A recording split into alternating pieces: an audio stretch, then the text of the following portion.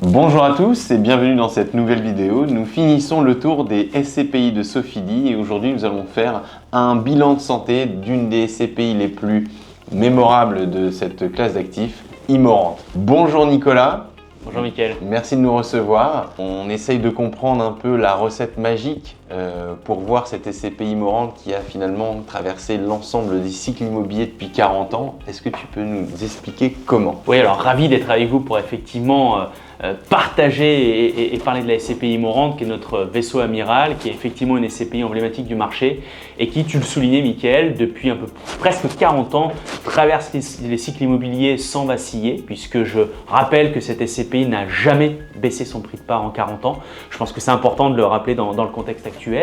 Et il n'y a pas de recette miracle en fait, hein. Désolé de gâcher un petit peu la surprise, mais c'est une SCPI qui dispose d'un patrimoine très robuste. On vient de terminer la campagne d'expertise au 30 juin et le patrimoine de cette SCPI évolue de manière positive, plus 0,59%. Donc je trouve que c'est une belle démonstration de la résilience de ce patrimoine qu'on peut essayer d'expliquer par une très forte diversification.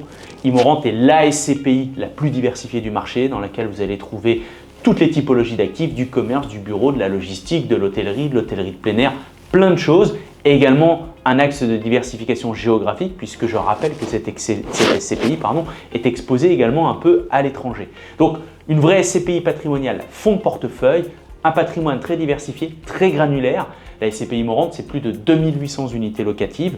Et puis en dernier lieu, une discipline qui a toujours été la même, qui a été constante tout au long de ces années en étant très vigilant, très ferme sur nos critères d'investissement et tout ça, ça confère à cette SCPI effectivement énormément de robustesse. Merci Nicolas. Alors, si on se met à la place de l'investisseur, comment on peut traduire cette robustesse en près de 40 ans? Est-ce qu'il faut regarder le rendement annuel ou peut-être la notion que tu vas essayer de nous expliquer de taux de rendement interne de TRI? Alors effectivement, c'est important puisque on sait qu'il y a deux moteurs dans l'immobilier. Il y a le loyer, donc les dividendes quand on possède une SCPI.